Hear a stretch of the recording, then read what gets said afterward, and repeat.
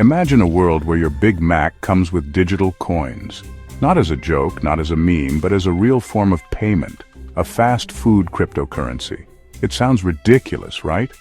Like something from a bad Super Bowl commercial. But in the early 2000s, this almost happened.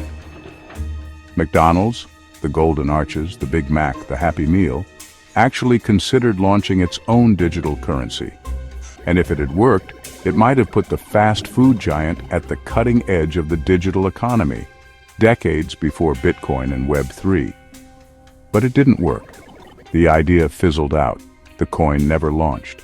And most people today have no idea how close they came to paying for their fries with crypto. This is the story of the McDonald's coin that almost was, and what it tells us about the weird winding path to real digital money. To understand why McDonald's even considered launching a digital coin, we first have to look at the world of loyalty programs. Because long before anyone was talking about blockchain or Web3, brands were already trying to tokenize customer behavior. And one of the first and arguably most successful examples of this was the airline industry. In the 1980s, airlines like American Airlines and United figured out that they could hook customers by offering frequent flyer miles, little digital tokens that acted like reward points. The more you flew, the more miles you earned. You could redeem them for free flights, upgrades, and perks. It was a brilliant idea, and it worked. Today, airline loyalty programs are multi-billion-dollar businesses, and for some airlines, they're actually more profitable than selling tickets. Other industries took notice. Credit card companies started offering cashback and points.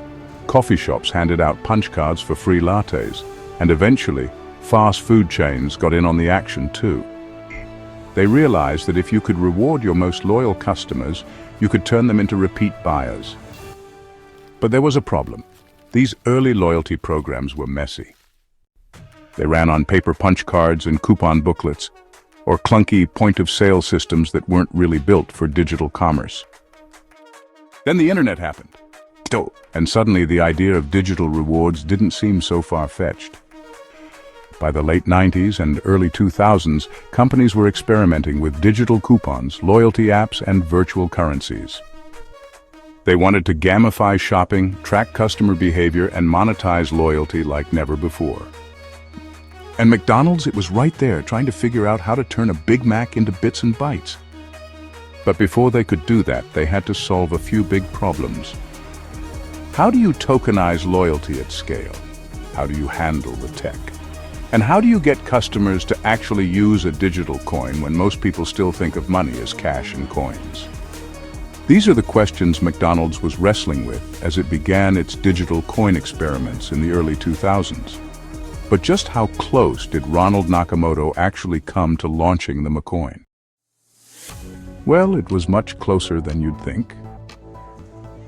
In the early 2000s, McDonald's was experimenting with digital payments, loyalty programs, and e-commerce in ways that were actually pretty forward-thinking for the time. The sum of these experiments seemed to be converging toward a fast food cryptocurrency. The most interesting of these projects happened in the Asia-Pacific market. McDonald's had a massive customer base in Japan, Hong Kong, and South Korea, markets that were tech-savvy, mobile-first, and open to digital payment innovation long before the West. In these regions, McDonald's started experimenting with digital loyalty systems that worked a lot like cryptocurrency wallets. Customers would earn points for their purchases, store them digitally, and redeem them for food, discounts, or special promotions. One of the earliest and weirdest examples of this was the eMAC program in Japan. Launched in the early 2000s, eMAC was essentially a digital coupon system where customers could load credits onto their phones and use them to pay for burgers and fries. It was kind of like a prepaid digital coin, just without the blockchain. Customers would earn eMAC points through special promotions, SMS campaigns, and on-site kiosks, then spend them like cash at McDonald's locations. It was simple, but it worked. And it showed that people were willing to adopt digital money 8 years before Bitcoin, if it meant free fries. Around the same time, McDonald's was also experimenting with RFID or radio frequency identification and contactless payments. In Hong Kong, they tested a system where customers could tap a keychain or smart card to pay for their meals. It wasn't quite crypto, but it was cashless, instant, and digital. All the pieces were there, just missing the decentralization and cryptographic backbone that would come later with Bitcoin. These early experiments even included some primitive gamification elements. Think digital Happy Meals, where kids could earn points for completing challenges, then spend those points on digital collectibles. Sound familiar? It should. This is the same basic idea behind today's Web3 loyalty programs, NFT games, and tokenized ecosystems. McDonald's just didn't have access to the tech or the timing to pull it off at scale. But surely as time passed and technology progressed, the McDonald's digital coin could have been rolled out at scale. Apparently not. Why, after all these digital coin experiments, did the world's largest fast food chain back away from the idea of a corporate cryptocurrency? As it turns out, there were some pretty big reasons, and they'll sound very familiar to anyone who's watched the rise and fall of early digital money projects like DigiCash or eGold. First, there was the tech problem. In the early 2000s, the infrastructure for secure, scalable digital payments just didn't exist. The internet was still slow and unreliable. Mobile phones were clunky, and blockchain technology, the thing that would later make digital money trustless and decentralized, hadn't been invented yet. McDonald's might have wanted to tokenize its loyalty points, but the tech just wasn't ready.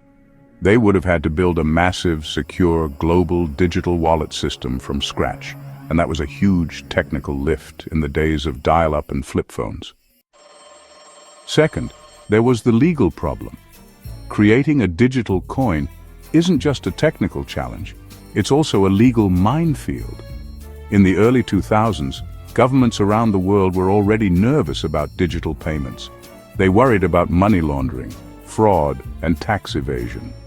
And they weren't exactly eager to let a fast food company launch a private, untraceable form of digital money. It's the same problem that Libra, Facebook's ill-fated digital currency project, would run into 2 decades later. When you try to replace the financial system, you tend to make enemies in high places.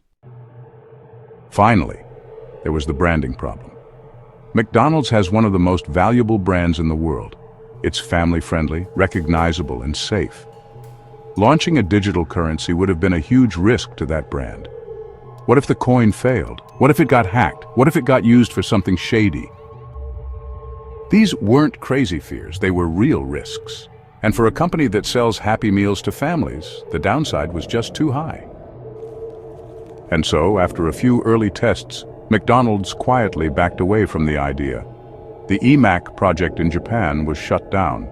The RFID pilots in Hong Kong were phased out, and the world's first potential fast food cryptocurrency was forgotten. Looking back, we can see the huge missed opportunity. If McDonald's had pushed forward, it might have accidentally become a Web3 pioneer, decades before anyone was talking about NFTs, tokens, or smart contracts. It might have created the first corporate-backed, brand-focused digital coin. A McCoin that could have set the stage for the tokenized future we're living in now.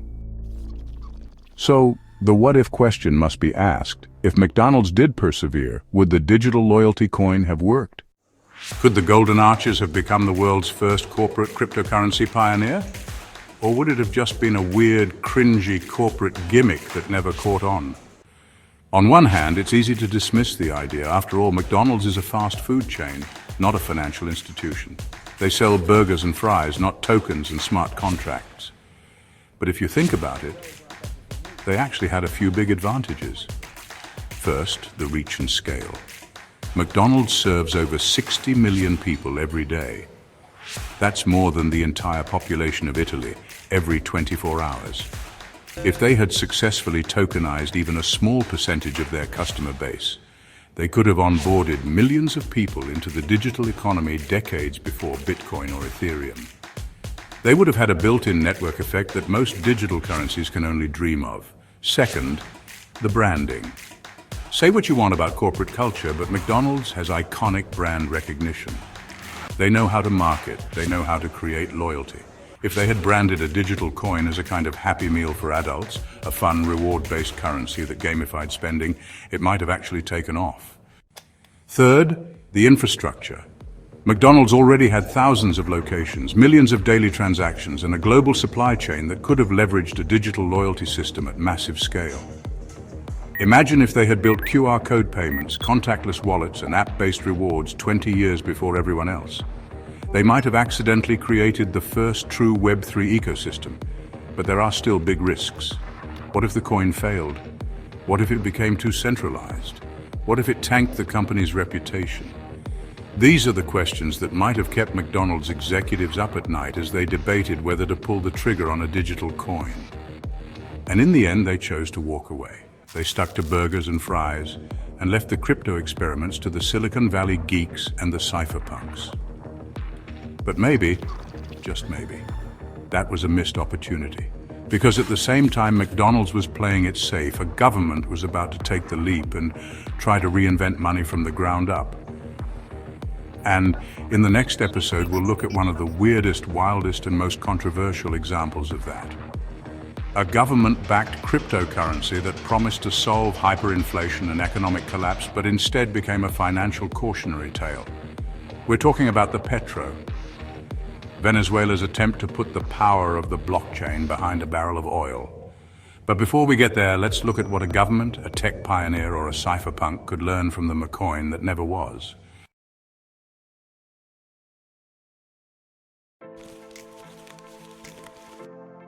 Well, first, for one thing, it's a reminder that the idea of digital money didn't come out of nowhere. It wasn't just the cypherpunks and the tech geeks who were thinking about tokenization. Even massive corporations like McDonald's were experimenting with digital points, tokens, and loyalty systems decades before the blockchain boom.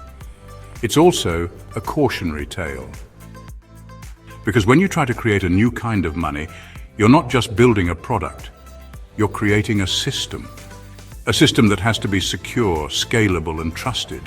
And McDonald's, for all its branding power and global reach, just wasn't ready to pull that off. Not in the early 2000s, not without the tech, not without the trustless infrastructure that Bitcoin would later pioneer. But what if they had tried? What if McDonald's had gone all in on the idea of a fast food cryptocurrency? Could it have paved the way for corporate coins? Could it have changed the way we think about money? We'll never know, but the idea is worth thinking about, because it's a preview of something we're seeing right now in the world of Web3 and digital loyalty. It's a reminder that the line between commerce and currency has always been blurry, and it's only going to get blurrier. And as we'll see in our next episode, it's not just companies that have tried to reinvent money, governments have tried it too. In our next chapter, we'll explore the strange, controversial story of the petro, Venezuela's attempt to solve hyperinflation and economic collapse by creating a state-backed cryptocurrency, and why it failed in spectacular fashion. If you enjoyed this story, hit like, subscribe, and drop a comment. Would you have used a McCoin in the early 2000s, or was this always a bad idea? You've been watching The Crypto Historian, where the past is encrypted and the truth is worth mining.